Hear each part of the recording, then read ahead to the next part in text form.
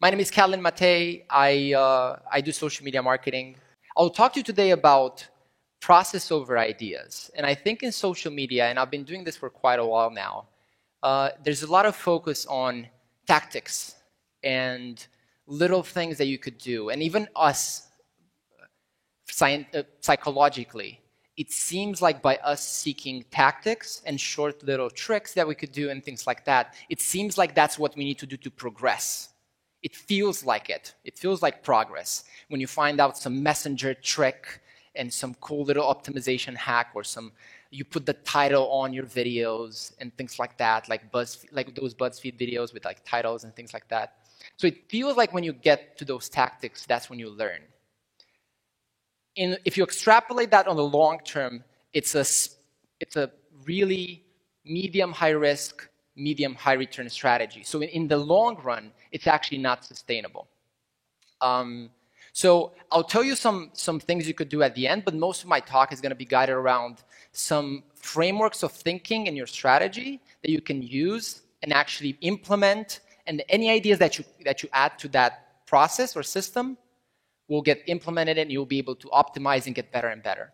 So the way I come up with this is this too loud? Is good? Perfect. So the way I come up with this is, and I'll tell you a little story. So the way I got my first client, it was a long time ago, but I was going to this conference with Gary Vaynerchuk in San Diego, right? You guys know Gary Vaynerchuk? Okay. Only you? That's it. Gary's pretty popular, right? I don't know.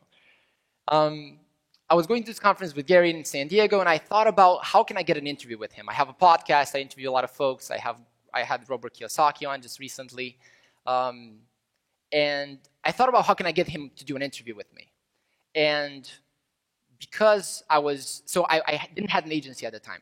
Right now I had an agency, office in San Francisco, office in Europe, and we worked with a lot of great companies. But at the time I didn't have anything. But I learned this Facebook ads thing that was new at the time. Nobody was really doing it, and I was kind of geeky on it. Because I really loved marketing. I really loved psychology. I didn't get into it to how can I do something that makes money. I really thought about, I love psychology. This internet thing seems kind of cool. At the intersection of though, like Venn diagrams, there's advertising. Let's just do it. Why not? I think that's interesting. So that's how I started. And I was really geeky on Facebook ads at the time, and there's something you can do, and I think you can still do that, right? You can go to employers as targeting, and you can target somebody's company. Now, you can't do that if they have less than 1,000 employees. At the time, you could do that with anybody that had any employees, like in their profile, they had like working at, insert name. Now it's illegal to do that for a number of reasons, because you can do some really bad stuff by doing that. It's infringing on privacy and so on.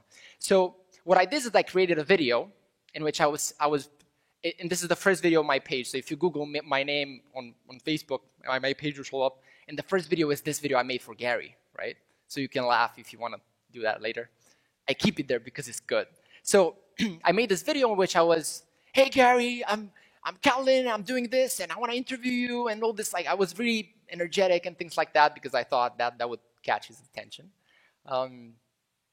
And I did the video like 4 times because I was really obviously inexperienced. So I paid a guy like him, and I rented the studio. I went home, realized there was no sound, did it again. So I did it like 4 times, and I was starting to think by the 3rd time that this was not meant to be. I should just not do the video. But I did it anyways, and I targeted people I work with VaynerMedia at the time, like maybe 500 people or something, and people I like his page as well. So those 2 things. And I put like $10 a day for something like that. He didn't see it. Well, when he was signing books in San Diego, I asked him, like, did you see it? He's like, yeah, but I didn't have time. Fine. But something very interesting happened.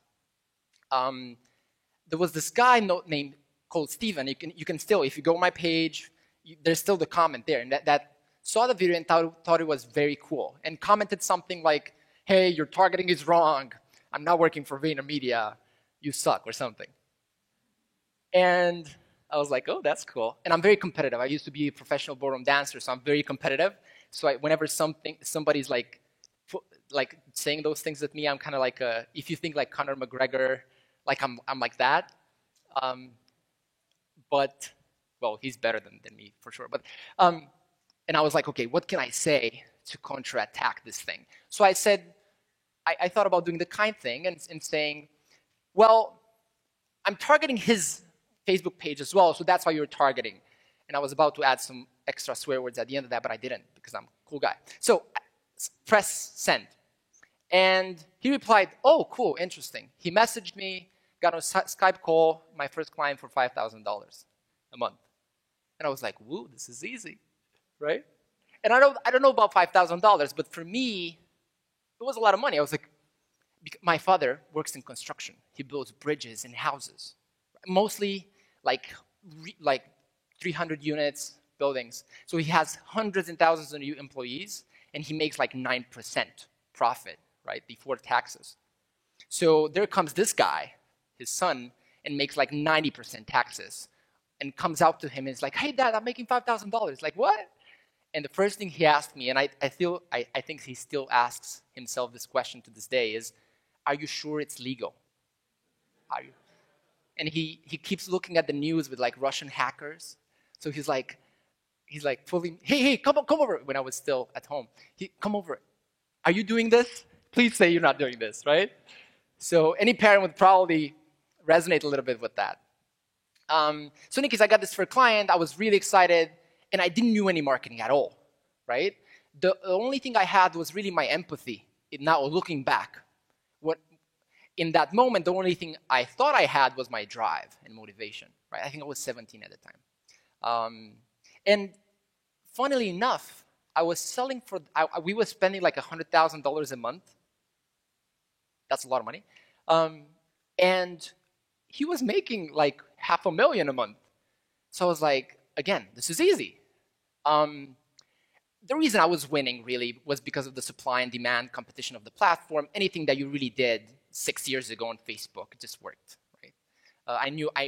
Now I know friends that were buying some bracelets from Turkey and selling for like 7 cents or like some crazy number, and selling them for like $50, right? And just putting an ad like, buy this, and people were buying them. So anything you did on the time when there was not a lot of competition, it worked, right?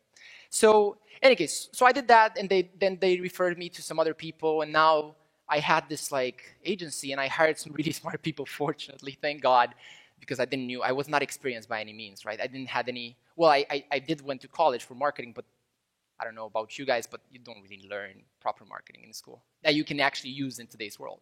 You do learn some good frameworks and some systems and structures, but most of the time, you're not gonna learn something that you can actually use, right?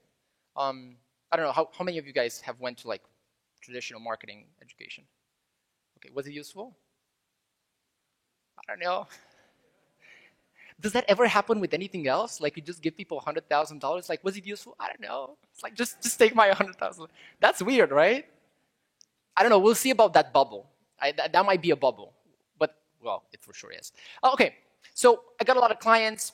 Didn't have a lot of experience. Didn't have a lot of that. But what I had now looking back was empathy, right? So I figured marketing, it's called bottom-up learning. So you have top-down learning when you really read like some great textbook. Like, here's the framework, do this, do this, and you do it. That's top-down. You get a framework, you take it in your mind, then you implement it in your present situation, specific situation. That's top-down.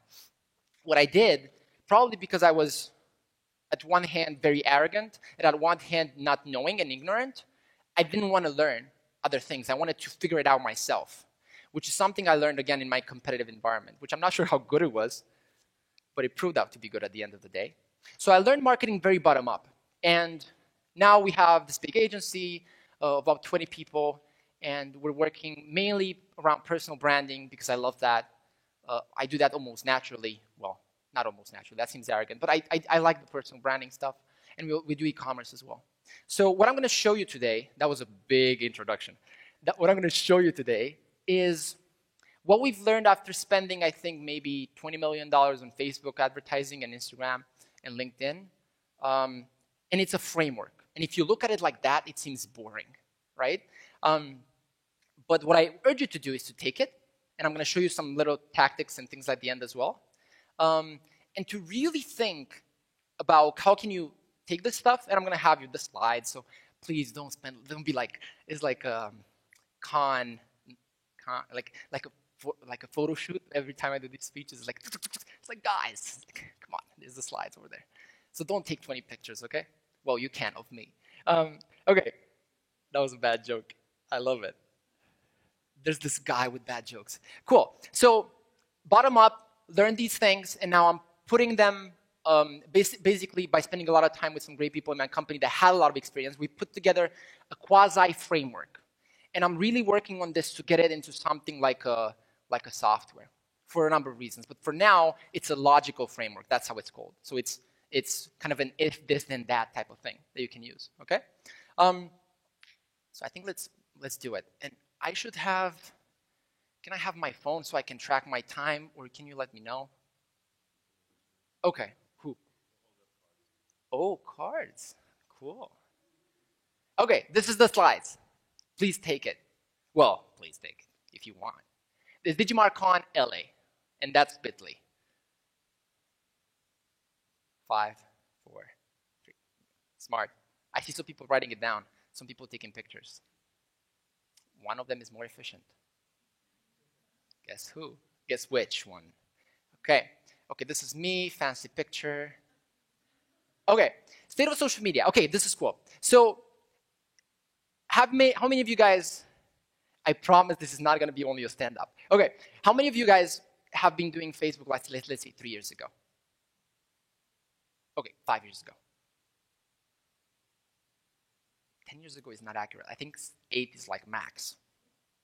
How? You were like day one. Like, hey, Mark, give me access to that shit. That's great. That's great. Do you have Mark's number? Because I'm assuming with like $1,000 a month in like 2007, you had like his personal number. Like, hey, Mark, I don't know about this audience thing, right? Okay, cool. Now you need like we have clients that spend like $500,000, and we're like, can we get an account manager? And they're like, we need to call you. It's like, man, we're spending like $5 million a year on your freaking thing. Give us an account manager. It's like, okay, let me make a request. Okay, any case, so costs have been increasing on Facebook, right? What does this mean? So 2014, well, but really 2016 and then 2018, right? So that's 2 years. 2 years in which the costs have grew 5.9 times, I think.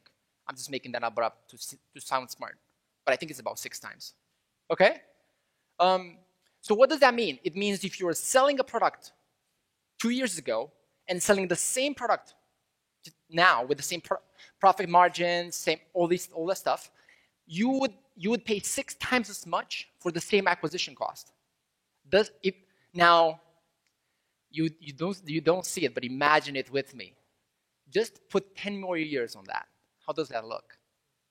Not good, right? Can you afford $10 per click? This is like CFO type of stuff, but just like put 10x on the cost, see if it makes sense. Probably not, right? And I know there's a lot of brands in the room. How many like people with like big brands and stuff like that? Okay, not a lot, thank God. Okay, you too. So how many people in the range of like 10 to 100 million a year in revenue? Okay, how many startups like under 5 million in revenue? Okay, only 2 or 3.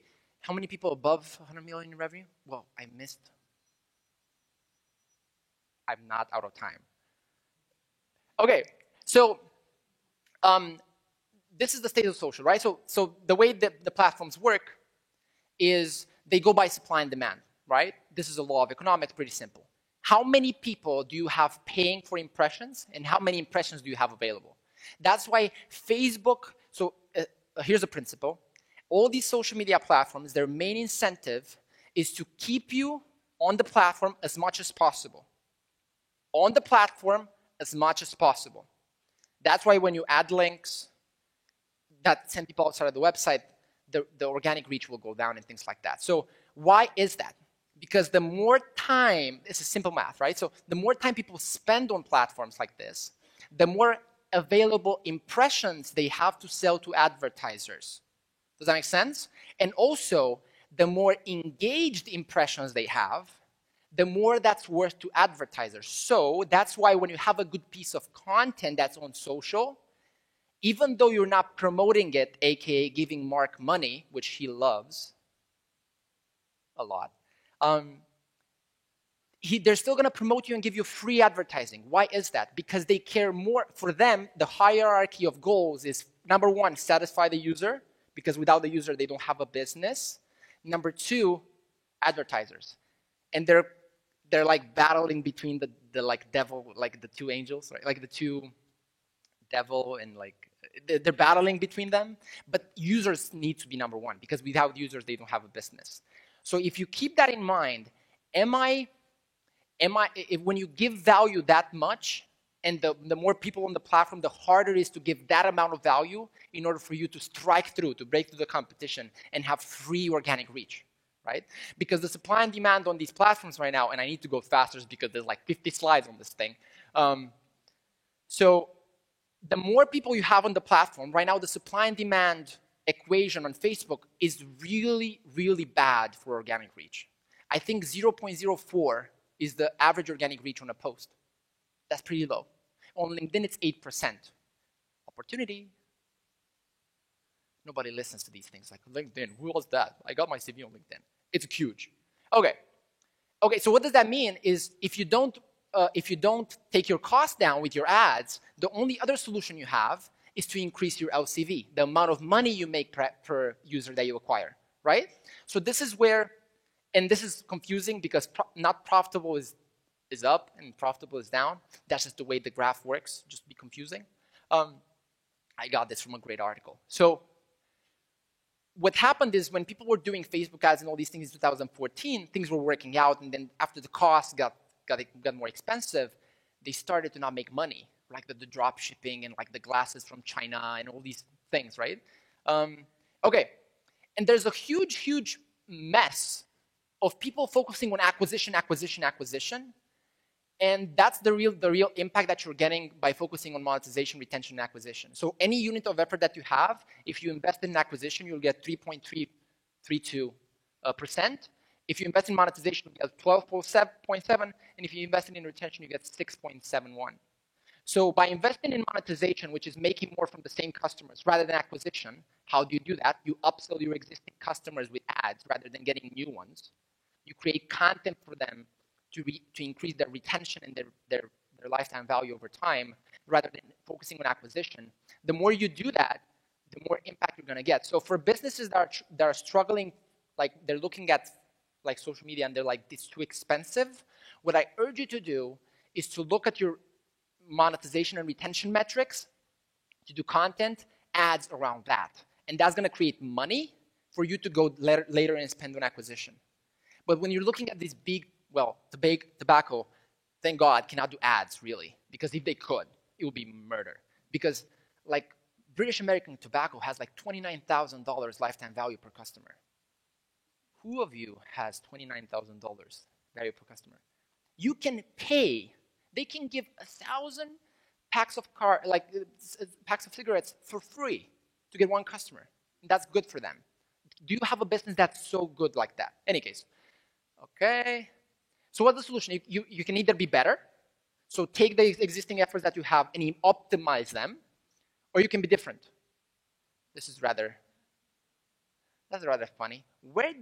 As a duck, where do you get that? I just went to the dock, Brooks Brothers, so I just got it. Imagine the. Do I look good in this? I'll go out with my friends. Okay, so how can you be different? Other platforms, and really other platforms. There's other ways, but let's not be confusing. So Instagram is an opportunity right now, especially Instagram Stories, TikTok, Spotify ads, podcasting ads that are not here. I'm sorry. Pinterest, Reddit, LinkedIn. It depends on your business model. I'm going to get into some examples, and if I will, well, I don't know the time, but if I will be finished maybe 10 minutes earlier, which I'm not sure because we also started late, so we'll try. I don't want to ruin the schedule. I would love to do like some questions from the audience and talk about the specific issues you guys are having and specific challenges that we can solve on that, and that will make it really useful for all of us, all of you. Be better. Okay, how are you better? And we're gonna focus, okay, be different, it's great. There's some psychological blockage that not a lot of us do that though. Like whenever there's new, we don't wanna do it. And I know because I learned Facebook ads by myself, and I was like 1 year after I learned it, I was going to all these conferences and I was telling people, yeah, so do you optimize by manual bidding and do this thing and figure it out and not use purchases, you do add to cart because Facebook takes like 50 conversions to optimize your pixel? And they were like, and I realized that nobody has ever went deep into those platforms. And I was just a kid, right? So I think there's, well, the obvious reason is laziness, but I think the reason deeper than that is the risk aversion towards new, right? So we hate the new, but this is what I'm saying. Do the new platforms. Okay, how do you get better? And we're going to focus on this for a little bit. When the cost of decision is low, the best strategy is not to have the best ideas, aka this creative, square videos, long posts, short posts, images like this. That's not the key. The key is to do as many of them as possible and to have a good system to know what's working and what's not. And that's counterintuitive because we think we need to have the best ideas, especially the ones of us that are creative and we pride ourselves by doing this stuff. So that's why I don't really understand the long 2-hour brainstorming sessions. I don't really get it.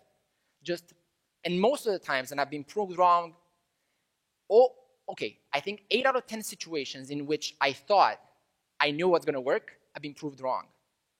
So we had the brainstorming sessions, 2 hours, strong. Everybody was like, ideas. At the end of that, we had like, okay, I'm betting on this idea, you're betting on this idea. And we had like 5 or something. Out of 10 times, I was wrong. So 2 hours lost, and my ego destroyed. Perfect, right? So the better thing to do is to get ideas really fast. Don't spend 2 hours, doesn't matter. And just put them out there cheaply. And Facebook allows you to do that. You get an idea and $50, and you test it, and you see if it works. And if it works, well, I was about to say you suck. You don't suck, but the idea sucks. That's fine. Get another one, right? But because the cost of decisions is not high. This is what Facebook does. So in Facebook, every engineer can test an idea for something you want to do in the platform for 50,000 impressions. And they can test it, if that works, they can test it up to like, I think, 10 million impressions. That's a lot without approval. Can you see that? I think that's powerful. Okay. This is a cool thing. From James Clear, Atomic Habits. Do you guys know the book? Okay, read the book. It's incredible. So 1% improvement every day across years, 38 times better. And 1% decrease every day is almost 0. So what does that mean? If you rather than focusing on big ideas, big changes, marketing roadmaps, all this crazy stuff, which necessary, I understand, especially for the ones of us that have quarterly meetings and reports, and especially the one of us that have shareholders. That's annoying. But most of the time, if you just focus on doing 1%, to be 1% better every day, that will work out. And you'll be surprised of how that it's better than just having a breakthrough idea. That's just not sustainable. Doing another Instagram is not going to be your breakthrough moment. The chances of that are actually very low, right? Like you can win the lottery and this type of things. But our brain cannot comprehend those things. We think we have good chances because we've never been faced with decisions that require numbers like that. Any case, okay, let's advance faster. This is getting annoying. Okay. This is Charles Darwin, and this is biology, right? So it's not the strongest or the smartest that survive, it's the most adaptable. So how many of you can honestly say they can keep up with the amount of change that's happening in marketing? Okay, I don't see any hands. I would have loved to meet that one person. Last time I spoke, I was in Germany, and I spoke at this conference. There was this guy. It's like, yeah, I know this thing. I know everything. It was like very tough guy, right? So after I met with him, and he was great. Like he was great. He had feeds. He was a developer, so he figured out a way to filter information and he was great. But I don't think you guys want that. He said, oh, it only took me 6 years. No, six months to write the code.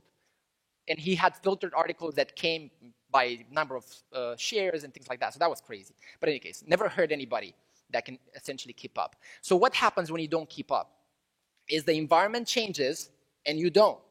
What happens with people that don't change? With genes that don't change? They die, right? So if you look at your business, if you're still doing the old stuff, if you're still doing the old same things, it's just a matter of time till, evolutionary speaking, you'll be extinct. Now, that's not a beautiful thing to say or hear, but the question here is, how can we improve our speed of adaptability, not quality of adaptability? I never said quality, right? Okay. Adaptability of ideas, this is Francis Bacon, this is the scientific method, which is what the process that I'm going to present to you is going to be based on. Okay, the idea is to have more, I really need to see the time, to have more ideas and goals. Oh, this is good.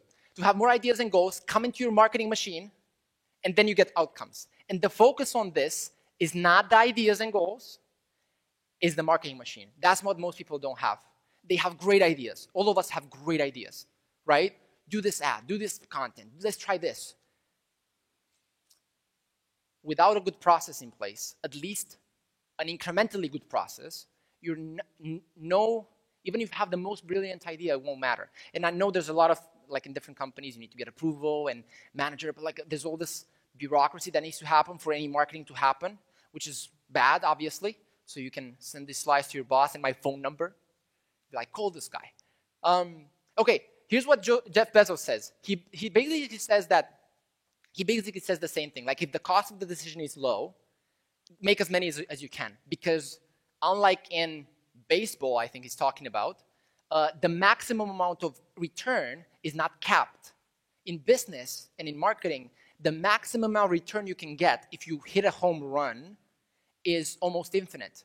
So if you hit 10 times and there's a 1% chance of getting 1,000 return on your effort, you'd much rather hit it for 1% chance than hit it 10 times for 50% chance of returning 2 times your effort.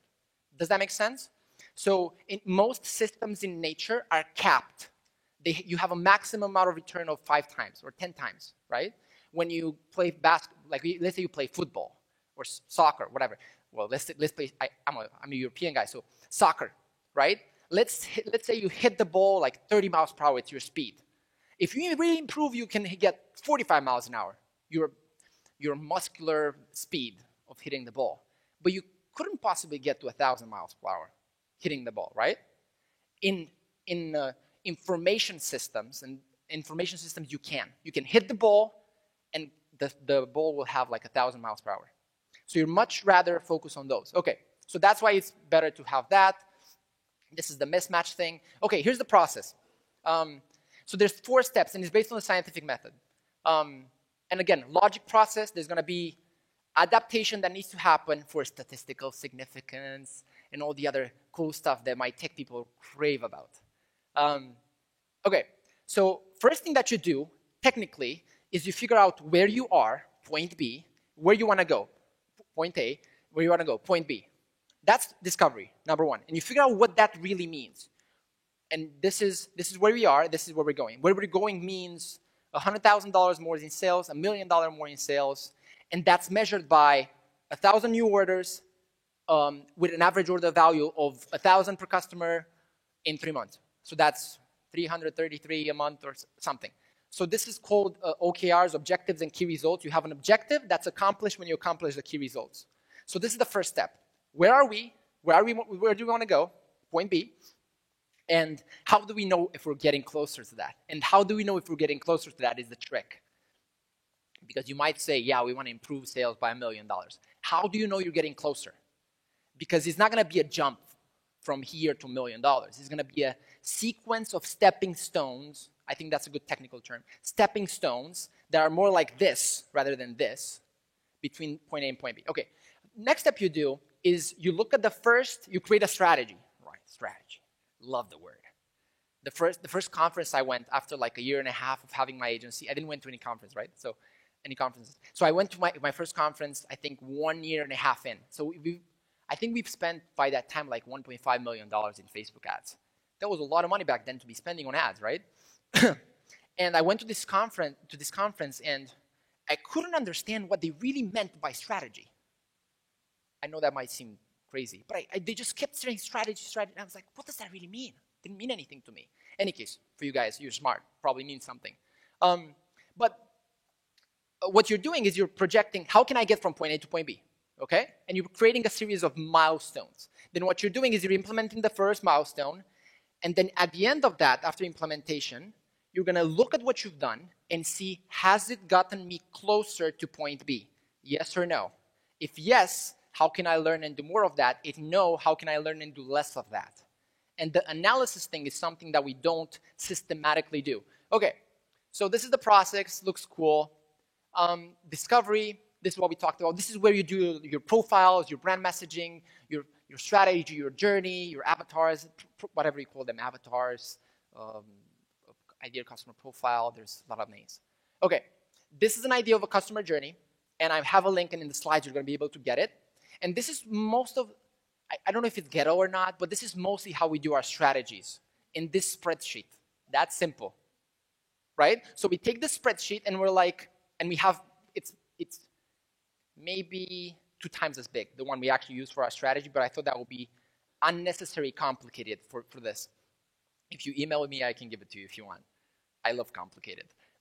So what you have is really, and what we have additional is metrics, right? So we know the client comes in and he has $100,000.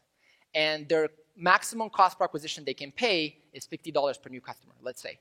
And we're gonna look at the funnel and see, okay, if we retarget people that bought in the past with new products, that's $10 for an upsell.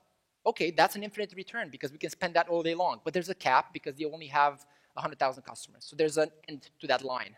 Okay, let's go there. Mostly where? People that added to cart, people that viewed your products. How expensive is it to get them to buy?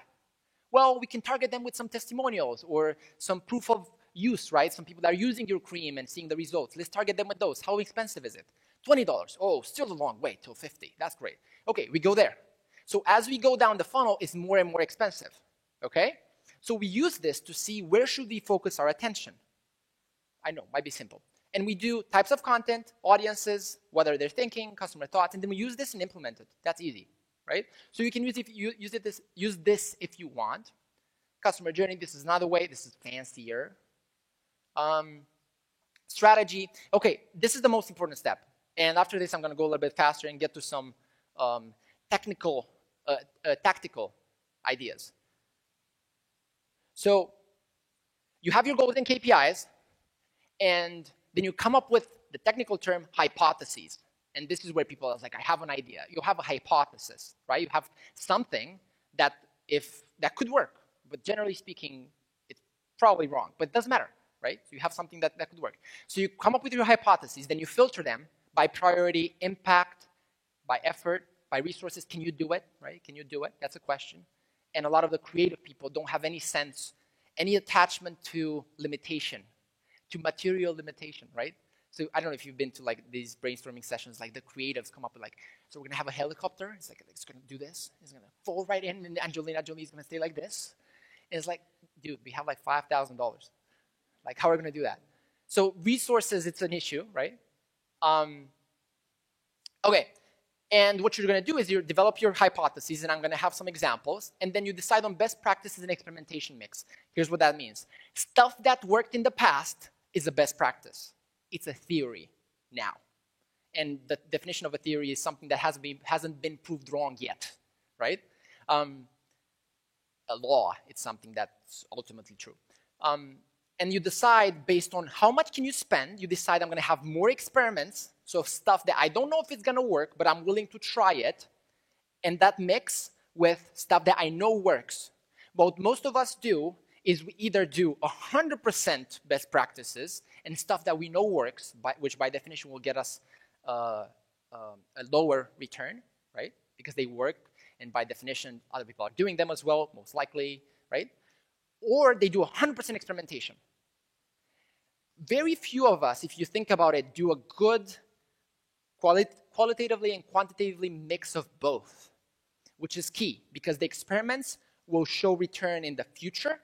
The best practices will show return now, but it's a mix of both that will keep you afloat and evolving. If you only do best practices and things that you know work, which is what most of us do if we have managers that are stressful, or we're trying to improve, we're trying to like keep our job, right? Because you don't want to go crazy and fail completely. You want to have small wins and do that. If you do that, the problem with that, if you only do things that you know are working, and ask yourself this, Monday, right?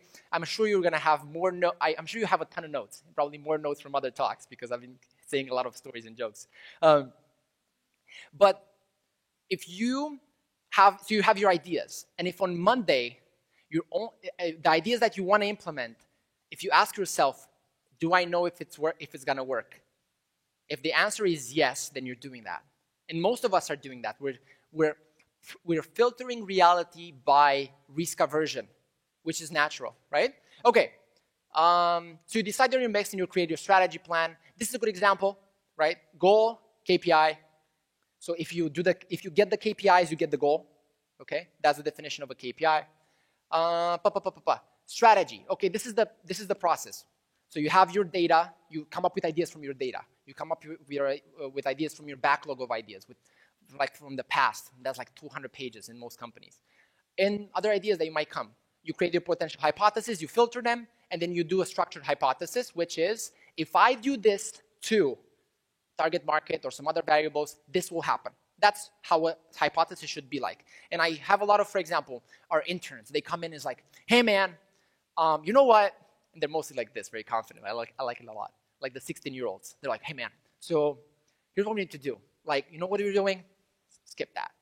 We need to do this. Gary just posted a video. It's crazy. We need to show them that we care. And it doesn't mean anything.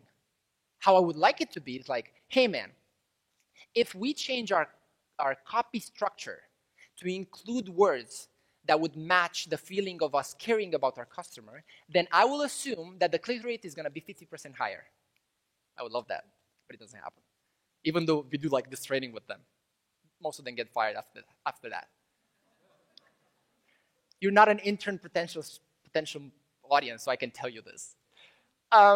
Okay, so these are the variables that you can have. So variables are, if I do this, if I change the audience, if I make the video this way, if I target this, if I do this content, these are the potential variables that you can have. If I change the placement and I make it 72% of our buyers are making the purchase on desktop, but they're making the discovery on mobile. Okay, good insight. What can we do about that, Mr. Marketer? Well, we can make an ad that targets people on desktop only with something that will make them pull the trigger after they come from mobile. So if I target on desktop, that's first variable, placement, somebody that has visited the website and viewed the product or added it to cart on mobile, another variable, then the cost per acquisition will decrease by 25%. 3 variables, cost, placement, and, placement, and cost. Okay? Too boring? Okay. This is an example of a hypothesis. And there's, so a really good one if you make the video more attention-grabbing. So there's a lot of people, on Facebook, the average watch time is 7 seconds. On podcasting is 22 minutes. Opportunity. So by that, what that means is that if you make your video more catchy in the first 5 seconds, you're going to get more people to watch the rest of it. That's a simple hypothesis, right? And you see these BuzzFeed videos and people like that. Have you ever thought about blah, blah, blah, blah, blah? They make you curious, and then they start the video from a lot back. And it's like, let me tell you a story. It's like, oh, come on. Okay. Allocational risk, what we talked about. Okay, execution, you just do that. Analysis, okay. And I'm going to be finished with this in like a minute. So what you have is you gather your data, and the data gathering process is a very time-consuming process in most companies. If it takes you a month to get the data and to analyze it, you're doing it for nothing, unfortunately, right? And I've seen a lot of companies like, hey man, our strategy is not working. And I like the word, our strategy is not working. What I would like to have is our ads are not working, because strategy doesn't really mean anything. It's just something before. Okay, and it takes them like 60 days from the time they start to the time they have the data organized to analyze. And I'm like, guys, it's just not. And they most of them do it like 2 weeks before the quarterly report. Okay, so you gather your data, you clean it up, And you can do this in a spreadsheet. You don't need a data scientist and all that stuff. If you have, that's awesome. And then the green one, I know this is not the most professional slide, but I've done it, so I'm not a designer. So the ones that worked, you add them to your best practices. The exact hypothesis that you had, you copy, and you paste them in a document, which says best practices on top, title, and you add the data to it. You add, if I do a video that has the first 5 seconds that are catchy, my average watch time will grow by 50%. And then you take that hypothesis, you paste it in your best practices, and you add the data. You add the spreadsheet in which we've done 7 videos, and on most of them, the average watch time rate has been improved by 72%. What that's going to do is that the next time you do the same experiment, you're going to be able to approve and add the +1 to that reference, or disprove it. This is mostly how scientific paper work with like peer review process and referencing process. Like papers are ranked by how many references they have. You take the same example and you put it here, the same process. And the stuff that didn't work, you add it to a non-best practices. So with time, how many of you have agencies? Okay. Two. Okay, for you guys, this is really cool. Because you can take client-specific best practices, develop those, and then with time, you're going to see patterns which are generally applicable best practices, and those are valuable. And that's, if you go to clients, if you go to clients and you show them, this is our best practices for your industry, they're going to go crazy. This is what we know works. We can sell this to you, or we can do it. Okay, some hypotheses. And I think I'm good with time. And we can do some questions. Okay, can I go until 2? I can go up to 2 o'clock, right? Perfect. Okay, so let me tell you some hypotheses, and then I would love to do 5 minutes of questions. So if you have like some really simple or genius questions in your head, doesn't matter, some questions, I would love to talk about your specific cases. I think that would be really useful for most of the people here to talk about some specific situations. So this is an idea, right? What do I focus on? Like these are all the variables. All the variables, there's like 40 of them, right? What do I focus on? Do I just focus on, and I know most people will focus on their bias. So if I'm a technical person, no man, if you just optimize this video by manual bidding and you put 20% on top, everything is gonna work out. And if you're creative, no man, if you just do the video more beautifully, So most people focus on their bias. They filter variables not by importance, not by objective importance, but by personal bias. That's why there's a lot of hurdles in most teams. So the question is, what can you focus on? What will be a couple of variables you could focus on that will get the most return on your effort? Because you don't have a lot of time. Most of you don't have infinite resources. The ones that do, I'm looking forward to talking to you. Because Elon Musk would probably need you as well. He needs some money too. I'm not sure about that. He probably do this fine. Okay, so at a practical level, and without getting into the macro like variables, what we've noticed from our research, and we have data behind this, and I can show you the data if you want, if you give me an email, but I didn't want to bore you with this. I think we have maybe 400 experiments that proved that audience is the most important thing. So we've been doing this. What I showed you, we've been doing this for a long time, so we have a lot of best practices. So one of them is the hierarchy of variables that are important. If you just have 10 hours, which ones do you focus on? The image, the copy, the audience? Image and copy are part of the creative, okay? You focus on your purchase event that you optimize off of. You focus on the audiences that you're targeting, on the bid that you have. What do you focus on, right? And we've noticed that audience is number one. If you're not showing your ad, and this is mostly for ads, but it matters for creatives as well. If you're not showing your ads to the right people, nothing really matters, right? Unless your product is so broad that it targets everybody.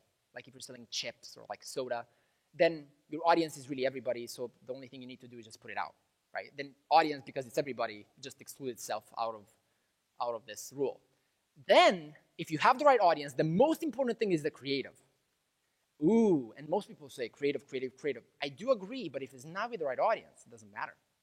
Because if I show the perfect video of how to invest in the stock market to your 89-year-old grandma, is that going to work? She doesn't want to invest in the long term, obviously. So that was a morbid joke. So it matters, right? Okay, so creative, audience and creative. Just take them as they are. If you have 10 hours, if you have limited time, spend them first dialing down on your audience. And the thing about your audience is after you figure it out, there's not a lot of additional effort that requires on maintaining that over time. Does that make sense? It's a one-time effort. That's why the return on that one-time effort is almost infinite by definition. Applause. Okay, after that is creative. And creative is almost infinite in its variables. And it's a continuous effort. And the main difference between social and intent-based platforms like Google and things like that is intent. Let me show you. I'm sorry for this, but this is, okay. So intent is when people are most aware or product aware or even are about to purchase something, they have an intent. Best vegetarian restaurant in LA. The intent is there and it's explicit. Like I know what I want, right? But if you take 100 people at any given moment in time, you're gonna have maybe 5 or 8% that are intently looking for something. They are at the end steps of the funnel. The rest of people, 95%, will be contextually looking for something. If you show them the right thing, they will say yes. I've noticed that I've been focusing on this audience for a long time. I'm going to focus here now. Okay? So the rest of the audience, get off of your phones now. Okay. So the rest of the audience, if you show them the right thing, in a context, if you show them the right thing, they will react to you. Okay? So let's get back. And 95% of people are there. That's why Facebook technically has almost infinite inventory of ads. Oh, thank you so much. They're superficially keeping the inventory down in order to keep costs and make more money. Technically, they almost have infinite inventory, unlike Google, which can only show you 3 ads when you're searching for that restaurant. So what does that mean? Costs are going to get up with time, and only Michelin star restaurants are going to be able to pay $97 for a click. Okay, audience and creative. These are the most important ones. I would focus on this if possible. Get your audience down tight and then creative. Forget about optimization, purchase events, blah, blah, blah, blah, blah. If stuff works, people will get to your website without the conversion optimization pixel. It's important. Those stuff, I mean, all of the stuff we do is we have proper tracking and analytics, and we're crazy about lifetime values and attribution models and last touch and blah, blah, blah. And but it doesn't matter if you don't have your audience right and your creative right. Okay, next thing. Okay, I think, and there was somebody that talked about personal branding today, or I think tomorrow. I think I don't have solid data on this, but I see a big trend towards more personal communication to customer rather than company to people. So here's what that means. The people that are winning at the big level, it seems like what they're doing is they're getting people towards them, and then that attention sprinkles to what they're doing. So it's Elon Musk and Tesla, right? It's Elon Musk and SpaceX. It's Richard Branson and Virgin. You read his book, his biography, and now you're talking to your friends about it, right? So there's something there. And I think the reason this is, and this guy must be very flattered that I put him next to like these guys, but this guy's name is Boyan Slat. He's from Netherlands, and he's working on this project called the ocean cleanup, and he's getting rid of the plastic in the oceans. And there's a lot of that. But he's like 24, some genius like that. And he just made it with like a TED Talk, and he got like funding from like the CEO, well, I think board director now of Salesforce. So why is that working? I think this is a good principle. People resonate with people, and I know this is cliche, but what tends to happen is, especially like politicians and executives, they try to act like companies, and companies try to act like people, right? So you see Pepsi, they're like, hey, we're fun, buy this, right? And Coca-Cola is more like on the family side, like, hey, if you're at dinner, just get this Christmas stuff, right? So I was actually blown away that Coca-Cola invented Santa Claus. I was actually blown away by that. I didn't know that. I don't know if you guys knew that. So there's a rise of personal branding. Now, what does that mean for your company? Is if you mimic your company to have the traits of a person, so if you speak very friendly, if you care, if you do all these things that seem normal in a one-to-one interaction with your company, that tends to work. And if you and you can have this simple question in your mind is, would I do this? Would I do this copy, this creative, this thing? Would I do this with my friend? And if the answer is no, that would be weird. So let's take an ad. Let's take an ad about, let's say, not a dishwasher. That's boring. Well, it's not boring, but it's not. So let's take a chair. An ad would be, as a marketer, you're like, what are the functional benefits of my product? Well, if you sit on it, your back doesn't hurt. This happens, this happens. If you're sitting for like 8 hours a day on your chair, you're going to have a better posture and stuff like that. Would you go to your friend saying that? Like, hey, man, what's up? What's your name? It's like, yeah, here's my chair. It does this. You would never do that, right? What you would do is you would be like, hey, how are you? What do you do? Hey, I'm a developer. Oh, man, that's interesting. And how long have you been doing it? Like 12 years. And you can see them kind of like this. And you say, have you ever tried to do you have like back problems? Yeah, I mean, I have a lot of back problems. So what are you doing? You're figuring it out if they're problem aware. Are they problem aware? Do they have a back pain? Yes, they're problem aware. Are they solution aware? You remember the funnel I showed you? Are they solution aware? Hey, man, do you have a back problem? Yes, I do. Do you know how to solve it? No, man, I've tried everything. It doesn't work. Oh, solution aware. Have you heard of this chair, right? Product aware. You got them there. And now the problem with that, and the reason this word of mouth works very well, and this doesn't, is because I'm incentivized to tell you about my chair, you would disapprove my message. Does that make sense? So we're trained, whatever comes at us that we perceive as advertising, we do this with it. I would say that would be a funny illustration of it. We try to put it aside. That's why the content, the future of advertising is whatever we want to watch, that also, so product integrations, I think that's a fascinating enterprise for the brands out there and for the companies that can do that. Content with brand integrations, I think, is the most underpriced. Well, not the most. I think that's a big statement, but very underpriced product integration. The reason that works is because you're consuming something that you want. And autonomy for us as human beings is one of our most important things after food, shelter, security, all these things. That's why when we go to Zara, or some of us to like Versace, and the person is there is like, and you try some stuff on, and after when you get out, the person is there. It's not really looking at you, but you feel the pressure. Like, oh, I feel bad that I'm putting this there. I should have bought it. That infringes on our autonomy. Does that make sense? So whenever there's any potential infringement on our autonomy, that pisses us off a lot. We want to be able to look at the website and make our decision. Yeah, whatever. Let me just buy it online because there's no pressure. You like that. Okay, personal branding. Instagram Star reported it couldn't sell 36 t-shirts to 2.6 million followers. And this is key. Micro influence is better than macro followers. Okay, a lot of us are optimizing for followers, and especially our managers. I'm just saying this because I've seen a lot of it. I need 3 more minutes, 5 more minutes or something. So a lot of our managers want numbers, like reach, CPM, brand lift, whatever that is, right? 2.6 million followers. Couldn't sell 36 t-shirts to put up a minimum order. What does that mean? Followers means nothing.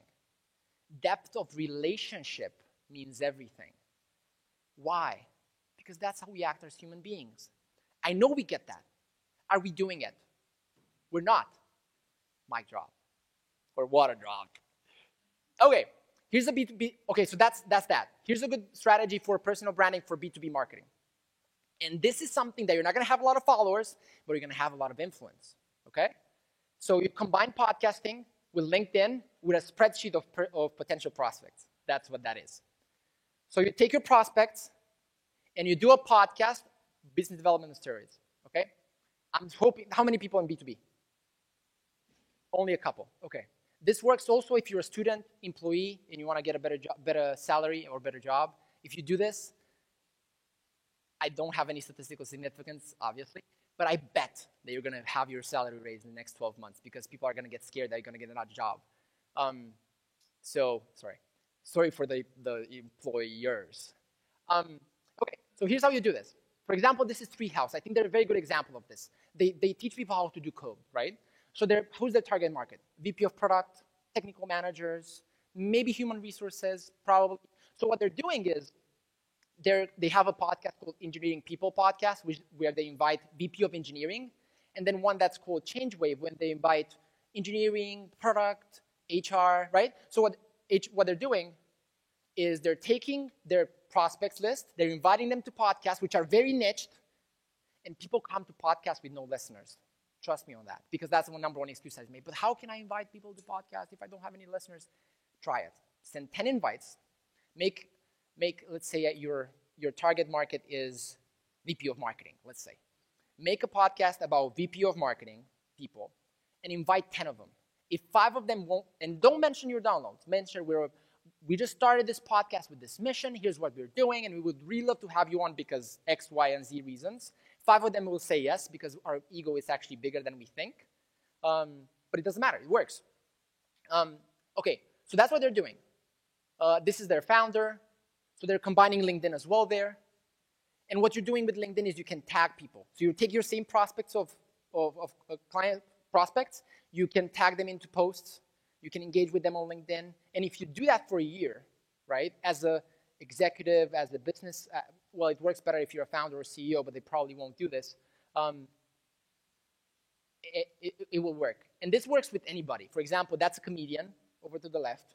Like if I would say to you, hey, do LinkedIn, and I could bet the comedian is like, I can't, because I'm a comedian. Here's the guy doing it. He has like 150,000 followers, more than you, right? And he's doing some good jokes. This is a machine learning guy over to the right.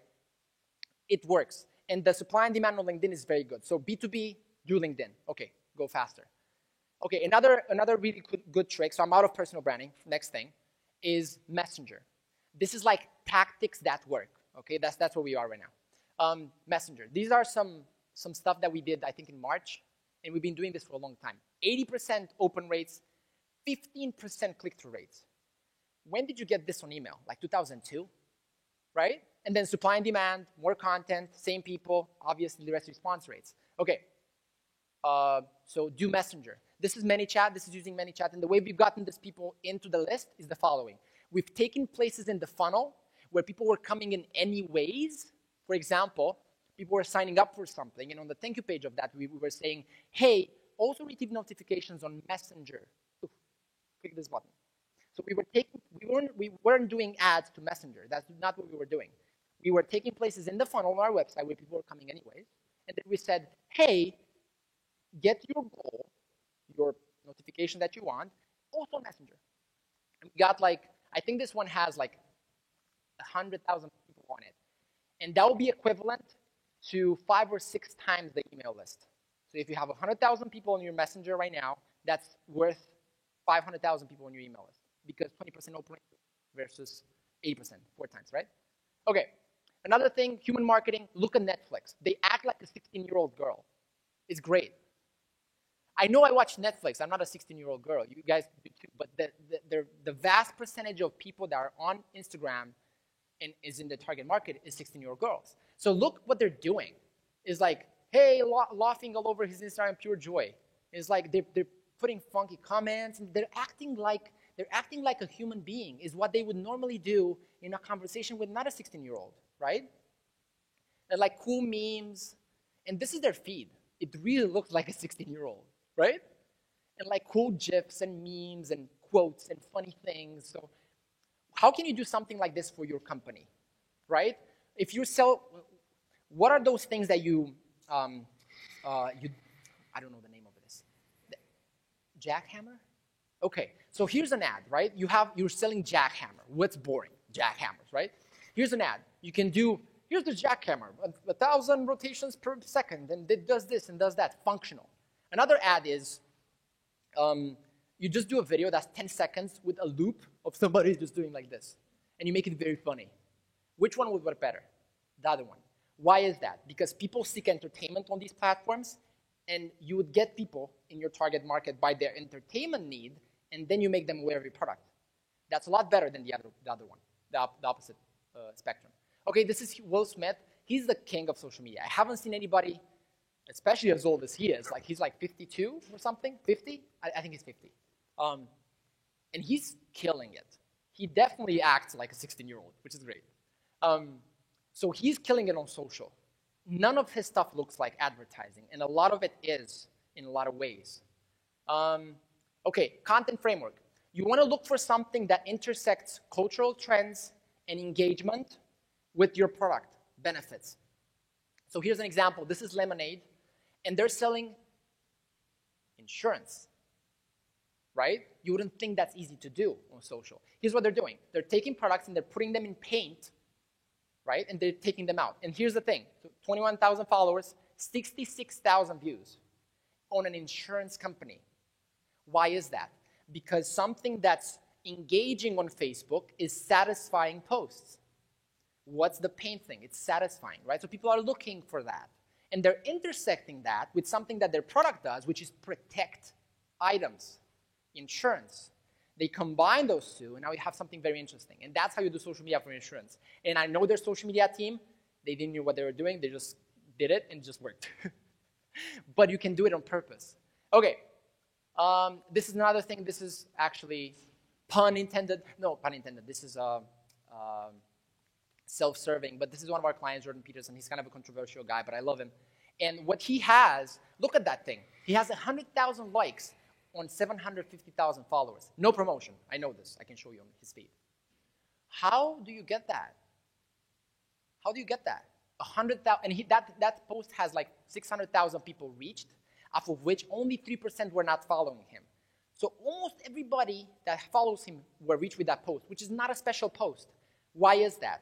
And he has something much broader, which is he has this thing that I've been studying with some psychologists, which is the idea of message market fit, not product market fit, message market fit. So you have a message that at a cultural level fits the need of the audience. And for a number of reasons, we can talk about that afterward because I need to finish, and I'm sorry we couldn't do questions.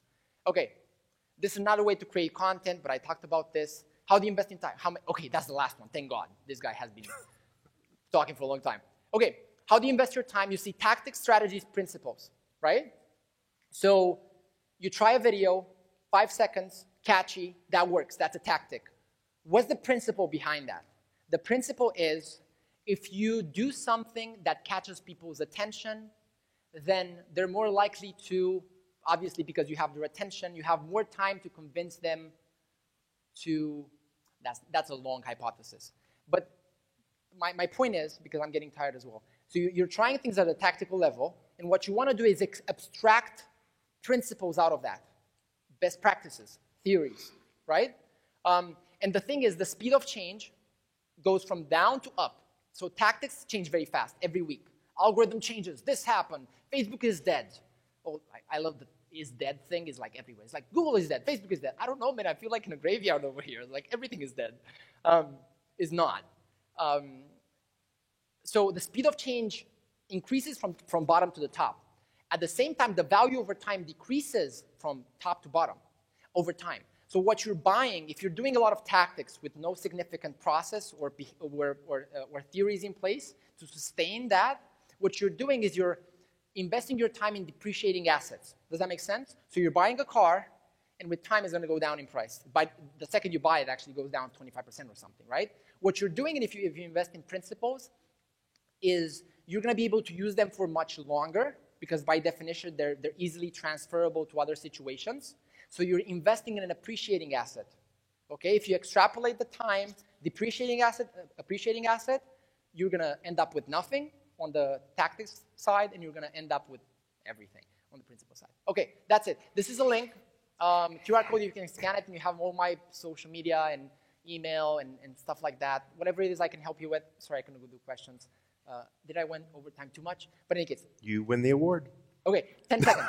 So if you need anything, if I can help you with something, contact me over there. I look much worse in reality than that guy. So that's my email. That's this. Thank you guys so much. Hope it's been helpful. I'll be here around if you need anything. Thanks so much, Catalin. Appreciate it. There you go.